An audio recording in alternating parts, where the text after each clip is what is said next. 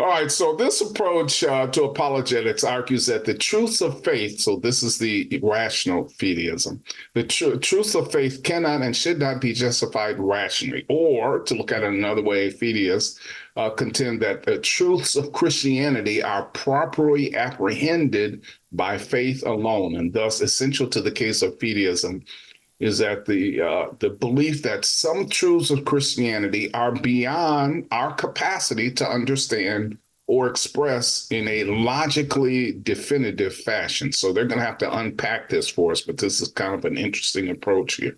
Right, right. So if we think of God and the angels and the working of salvation and heaven and hell as the supernatural thing, well, why would it be the case that we could explain it logically to a definitive addition here? So, right. Not only is it supernatural, they're suggesting it's super rational, right? It's trans-rational. And so it goes beyond reason, right? And so that's kind of the idea here.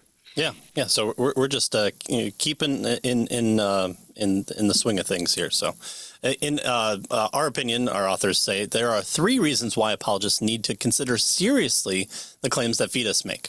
First, fideism is increasingly influential perspective in Christianity, including among evangelicals.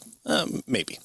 For good or for ill, Christian apologists need to be familiar with fideism. That I'll definitely agree with. It's something that we should be, especially once we look at the history of the men who hold it.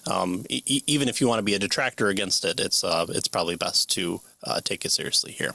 And second, fideists do offer reasoned arguments for Christian faith, though of a very different kind from the sorts of arguments that we'll consider so far. And this leads us to the third reason that we suggest that apologists of all different approaches can learn quite a bit from fideism, even while criticizing it. So, absolutely. And so, like what we've touted in other books, even if you don't agree with it, we should understand the Steelman version of whatever we're responding to, and that way we can actually have a coherent and the best reasons to be against it if we so choose, or learn certain values from it that we can pull out and say, while I don't agree with everything, here's something that we can take with us. Right. And so what they tell us then is in this chapter, they want to examine the roots of fideism, apologetics, and consider briefly the thought of 5 influential fideist apologists. And so they'll pay close and special attention to the apologetic system of the 19th century fideist Soren Kierkegaard. So that's kind of where they're headed here. Right. So starting with our historical roots of fideism, like evidentialism and Reformed apologetics, fideism is a modern development. However, and modern, we look at 2,000 years of church history and kind of laugh as Americans at what is considered modern. But fideism is a modern development. However, its roots extend back into the early church. The church father most commonly cited as a precursor of fideism was Tertullian, who lived about 160 to 220 AD there.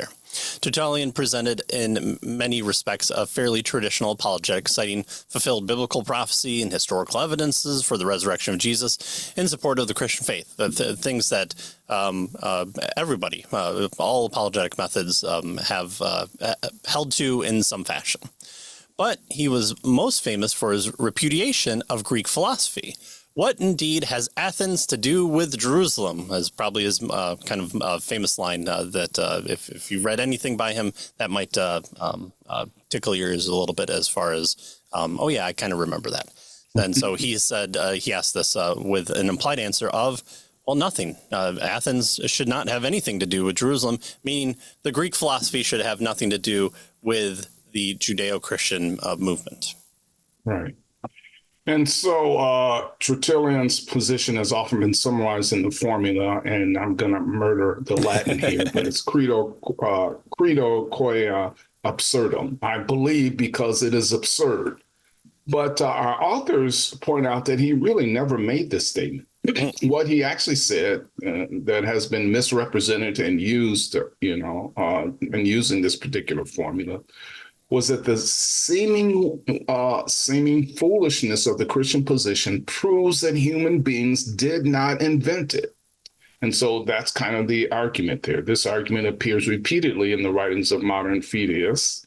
They tell us, and the moral and spiritual impossibility of human beings inventing the teaching that we need to be saved from sin through the atoning death and resurrection of God incarnate proves that the teaching originated from God, right? So this kind of absurdity here, this absurd kind of claim shows that indeed we didn't make this up, that this is originated from God.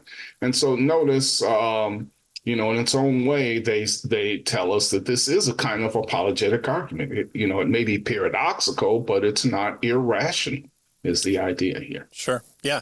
We use, the argument from embarrassment is one of our things in classical and evidentialists. Why would Peter include these type of things where he denies Christ? I mean, the Gospel of Mark is clearly kind of puts Peter in the limelight there with one of the first videos that we did as how many times did the cock crow before he denied Christ. And so we have an argument from embarrassment, and this is kind of within that same vein. And Paul tells us in 1 Corinthians 1 that the cross is foolishness to the world. And he actually refers to the scribes and to the learned Greeks as being antithetical to what they come to expect. His conversation on Mars Hill, where he talks about the resurrection of the dead.